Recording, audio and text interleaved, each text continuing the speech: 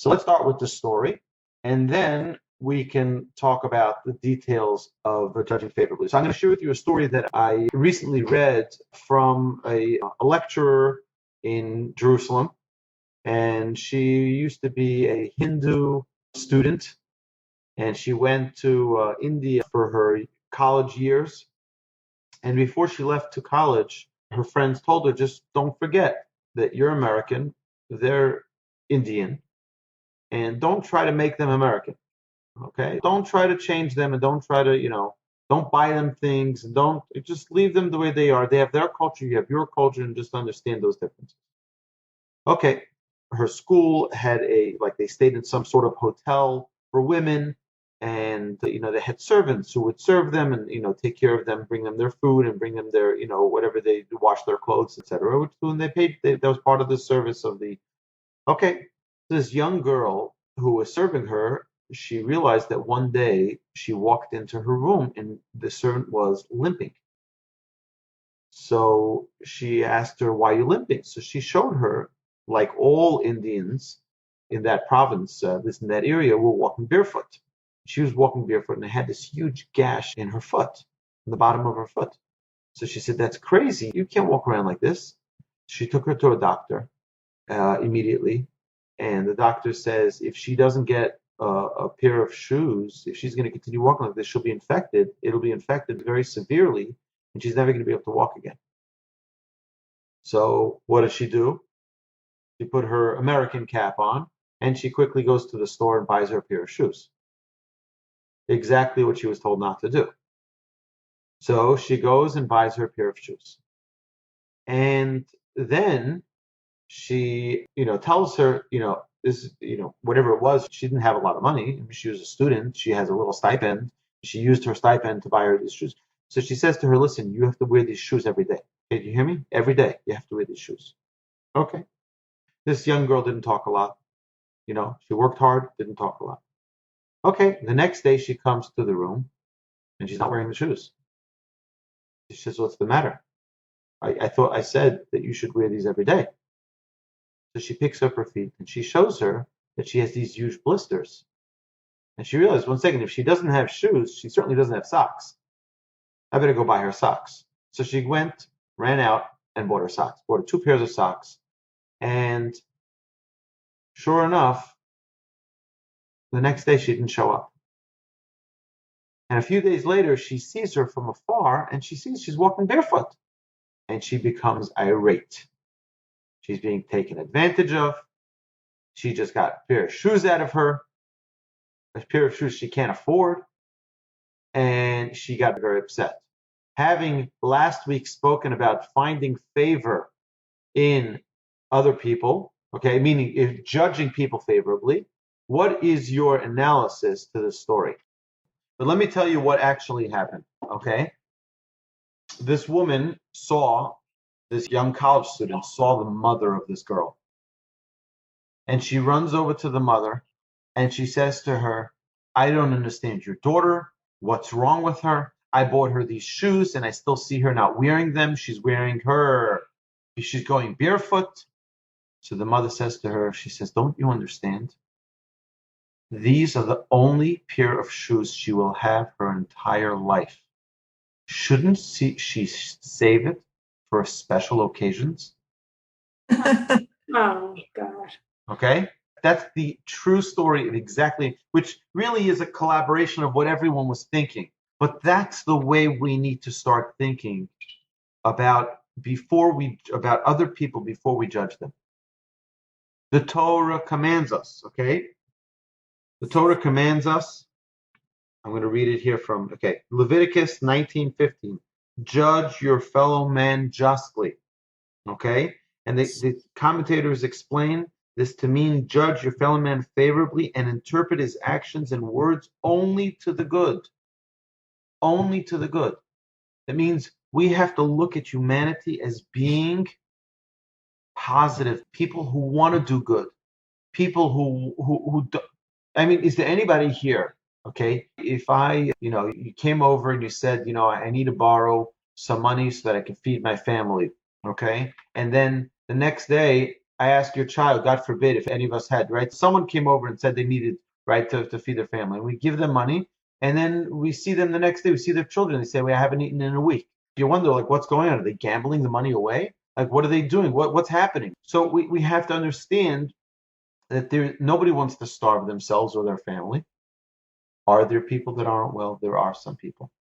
And it's sometimes why we listen to these stories to justify our negative way of thinking, right? So you see, there are thieves out there. There are crooks. There are people who are gambling addicts, and they're stealing away from their kids' piggy bank. Are there such stories? Of course there are.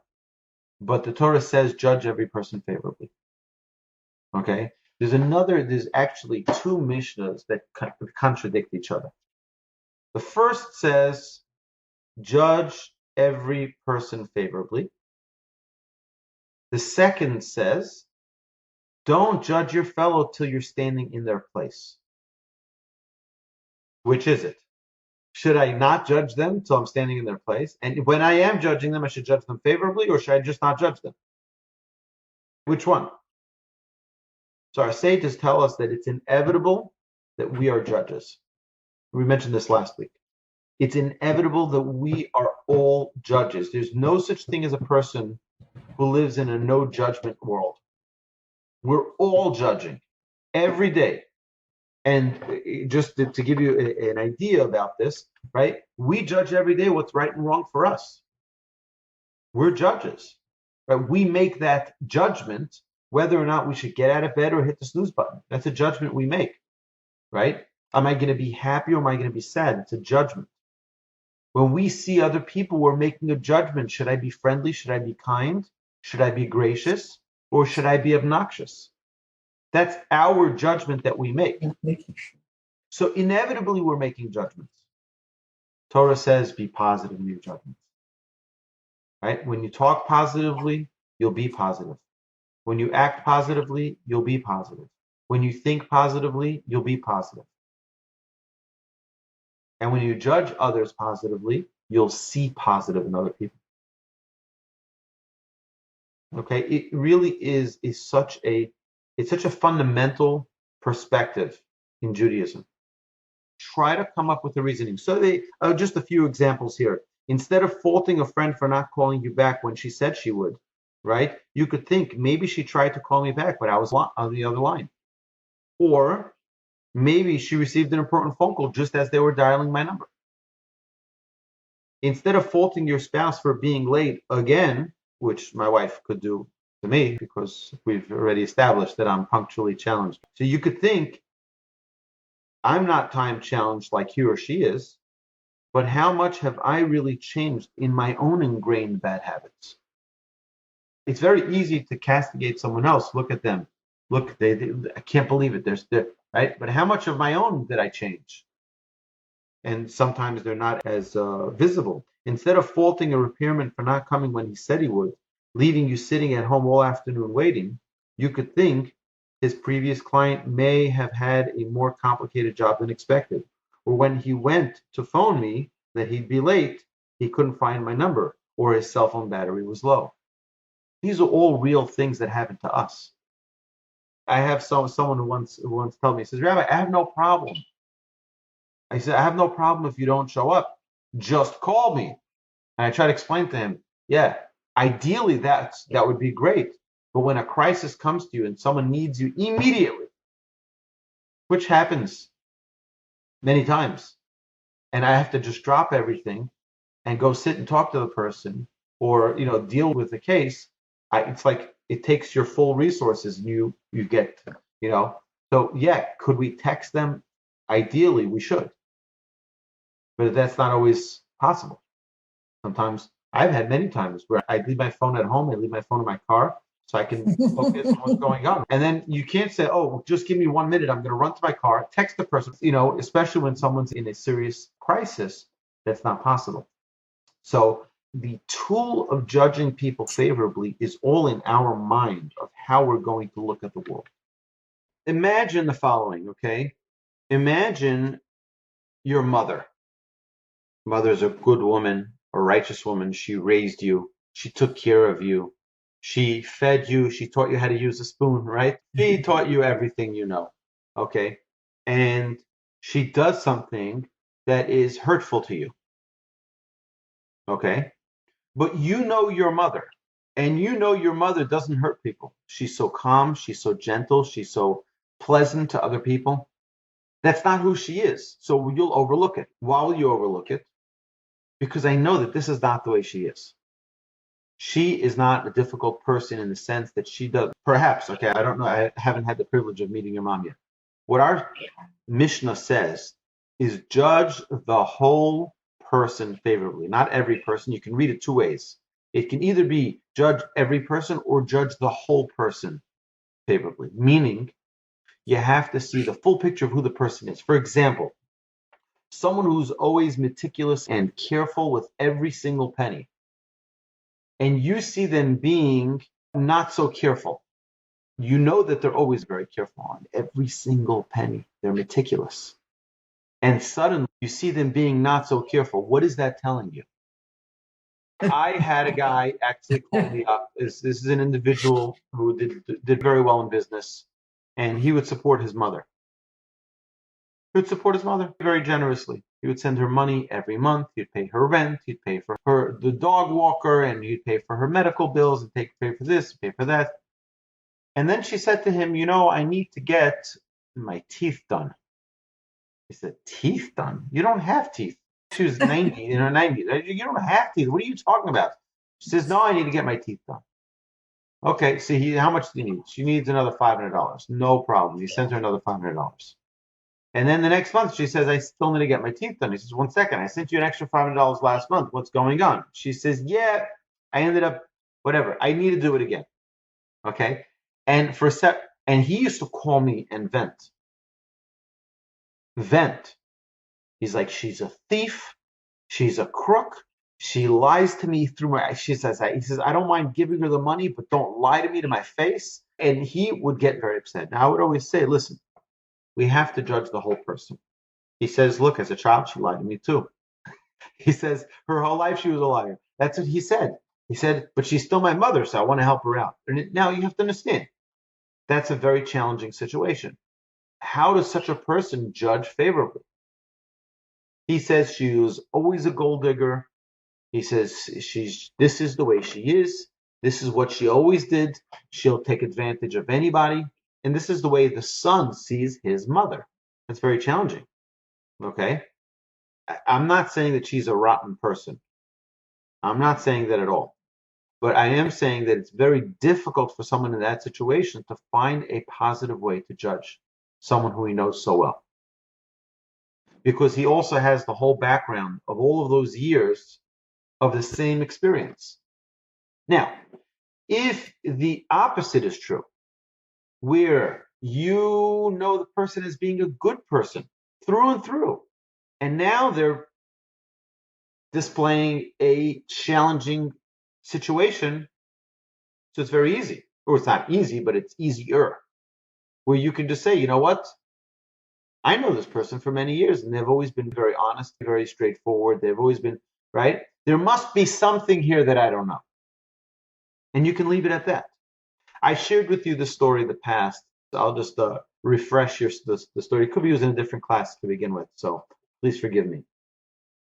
So I was in shul one Friday night, and this is shortly after I had given a class on this topic. This is many years ago. So about 25 years ago.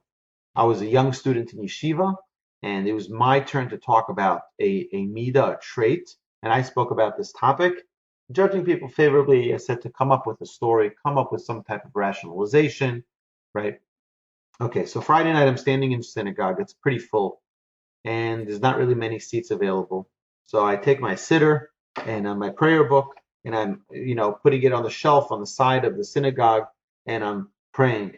And, they're singing the songs of L'cha Dodi, and I'm strolling back and forth singing the song. And as I get back to my spot where I'm standing, I see my sitter is gone.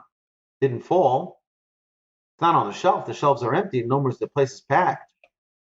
I see a guy walking away. He's with my sitter, using it for himself. Okay, a little obnoxious, but okay. Judge favorably. Okay. So there are no more sidders. I'm looking around. I take a chumash, right, so I can look at this week's Torah portion. While I'm praying, I know the prayers by heart. If there's no siddur, you could pray by heart. Okay, so I open up the chumash. I'm looking at this week's Torah portion, and we're singing the songs of L'Chadodi, and I'm walking back and forth, the aisle, while I'm thinking about, okay, turn around, and the same guy took my chumash and sat down. I'm like, well, what in the world is going? I mean, it's not like it's obvious that it's me. Okay, it's pretty obvious, I think, to most people, but I have to judge favorably. Favorably. So what I did, and I've done this many times since, is I asked Hashem to give me a rationalization. Give me a positive way to figure out that this person didn't do something evil, didn't do something bad. So Hashem gave me an idea, and I said I'm gonna make up a story, and I'm gonna stick with this story. And my story was that this person's wife just gave birth right before Shabbos, and he came back a few minutes before Shabbos, and it's all hectic and all chaos, and he has other kids at home, and he doesn't even know where he is right now. He doesn't even know what's going on. And sure enough, that was the story I came up with, and I'm sticking with that story. At the end of davening, when they make all the announcements, this guy goes over to the Rabbi of the shul, who makes all the announcements, and he whispers something into his ear, and the Rabbi gives a big bang on the bima, and he says, Mazel Tov, just before Shabbos, had a baby, and they made it back just in time, right before Shabbos, and tonight there's going to be a celebration in their house, and I was elated with joy. I was like, Hashem listened to my prayer, and I was able to judge this person favorably, and it was like, what random likelihood? What is the likelihood that you come up with the right story? And one of the things that I found is that when you try to make up a story to find the benefit in another person, you'll see that many times you'll be right. Just go crazy. Figure out something positive about the person. Try to twist the story as senseless as it may seem. Make up a story, and you'll see that more times than not, you are right. And think it could be a crazy story. And ask the people, follow up after. And you don't have to accuse them. You just say, listen, I'm working on a trait of judging every person favorably.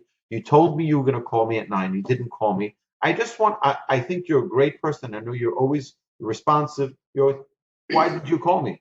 I just want to see if my judging favorably, I came up with a story that something very important came up, and you were, too busy to call. She said, that's right. That's exactly what happened. I was actually thinking that I needed to call you, but I couldn't because guests came to the house, and I was like, right, you'll see it could be very satisfying when you guess the right judgment. Right? It really is a special thing, right? So the question is also, how do we deal with people who are younger than us, children? They're distracted with many different things, and we can ask them to fulfill certain responsibilities, and they don't. They say, yeah, I'll take care of it, and they don't. And how do we deal with those types of situations when we have expectations that have been made very clear? Like I have with my children all the time. I tell my daughter, okay, so you're going to do this and that, and then she doesn't, and I'm like, didn't we discuss this? She's like, what? Right? Yeah, I'm sure we all. Right now, and she's not lying. I really believe that she has no idea what I'm talking about because she just wasn't there when I said it the first time. She wasn't there. So what I try to do is I try to have her repeat it to me, so I don't get into a situation of frustration. But I say, okay, what did I say? You take that out of the oven in 20 minutes and you feed the kids so that it doesn't burn, right? Oh, let me hear. What are you doing? And then she'll say, okay, at 3 o'clock, I take it at, yes, exactly, right? Now, even then, we all make mistakes. We're human. I want to step back a second.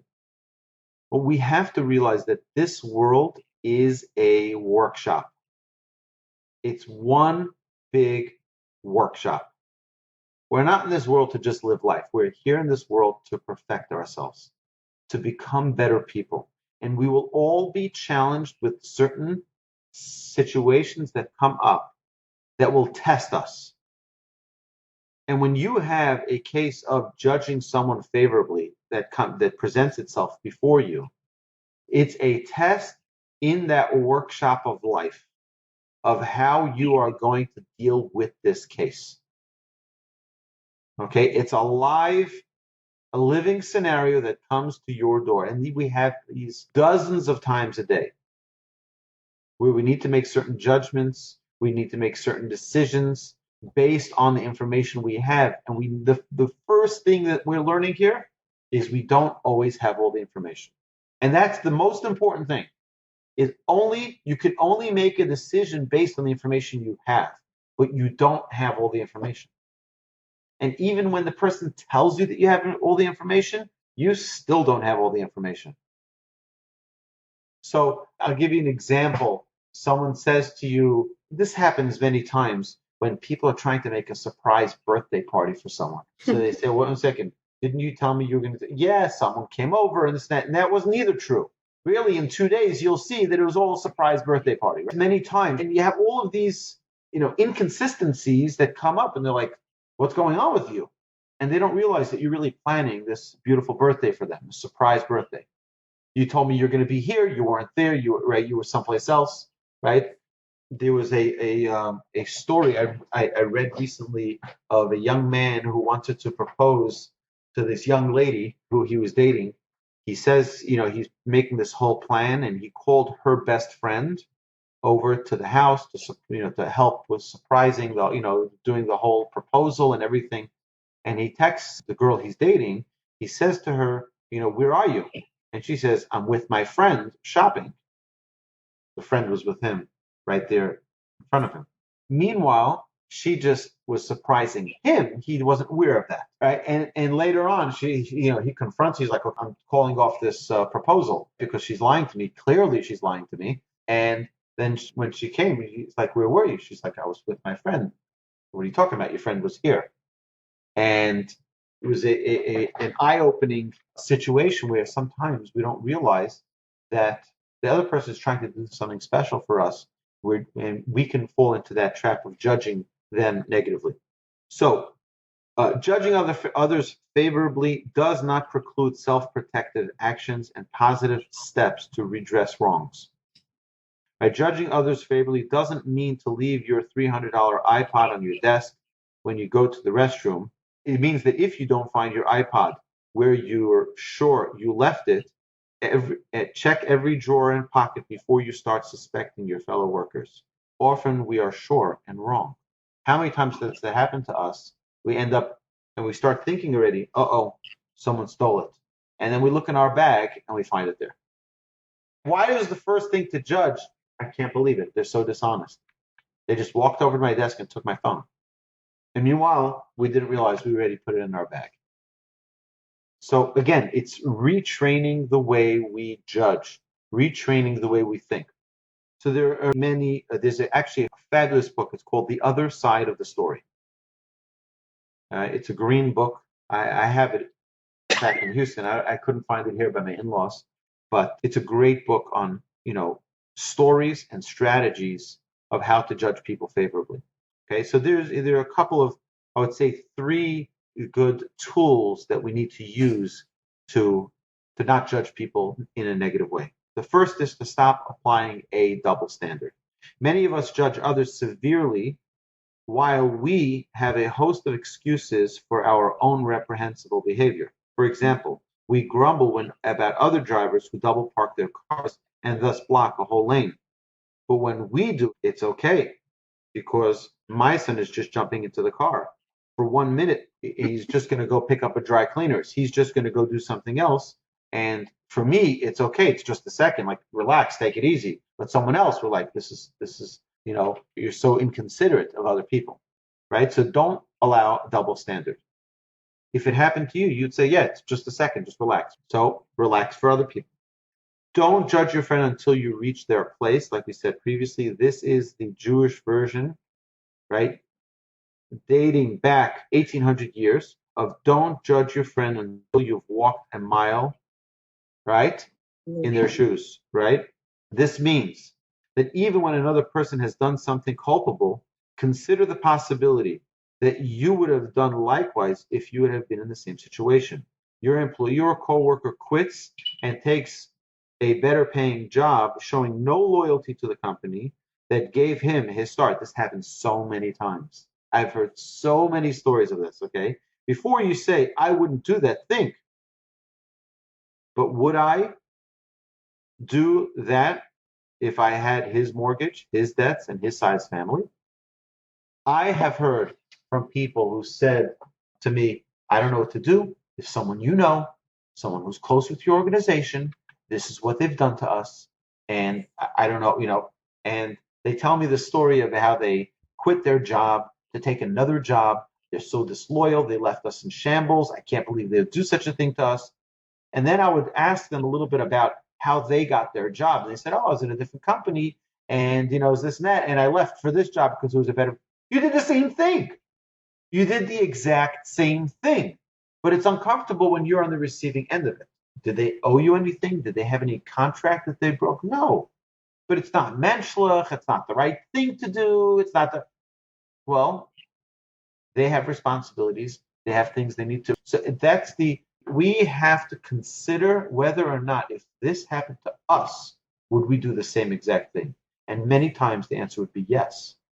Okay? So it's similar to the first one, but again, let's see ourselves. Okay? And the last is admit that you don't know the whole story. That's such an important piece here.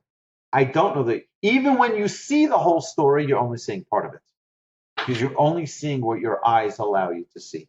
Okay? No court would render a judgment based on insufficient evidence. But we do it all the time. We see someone do something reprehensible, and we immediately decide, guilty.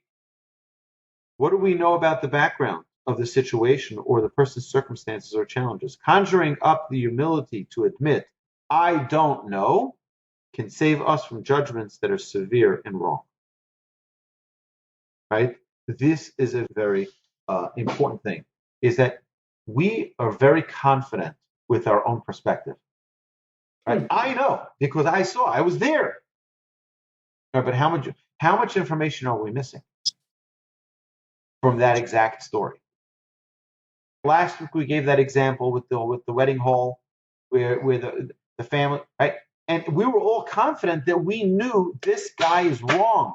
He's a thief, he's a crook, and little did we know there was a whole other part of the story. And all of us could have contributed to that campaign. All of us could have been attending that wedding, and all of us could have been dead wrong on our judgment. Unless we're willing to admit, you know what? I don't know the whole story.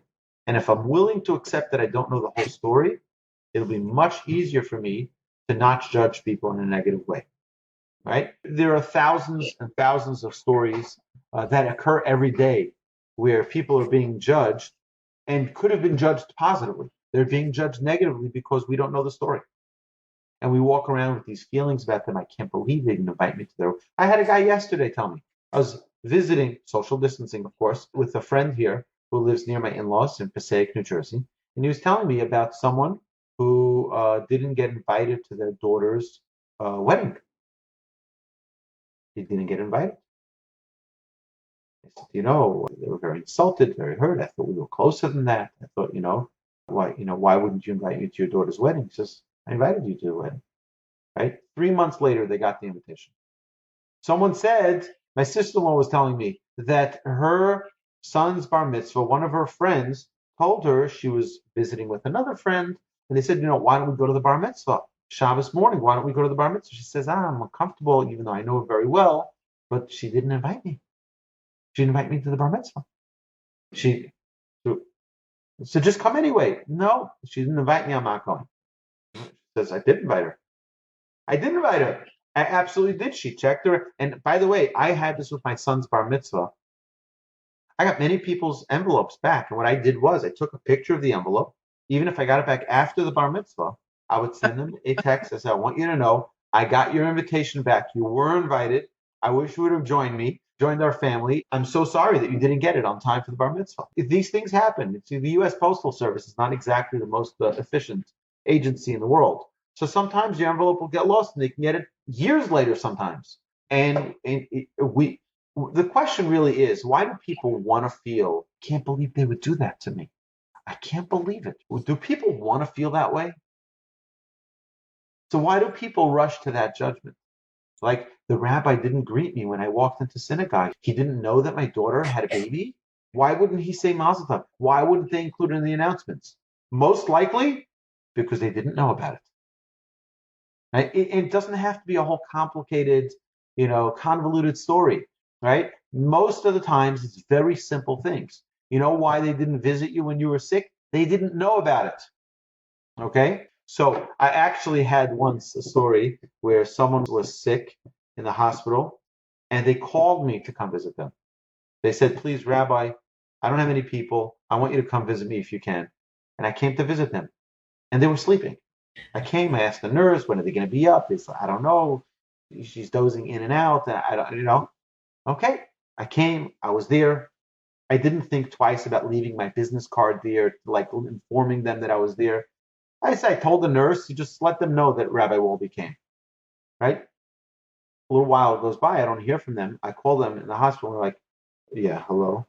Like, and they're very disappointed. You can hear it in their voice. Like they've been built up. It's been built up.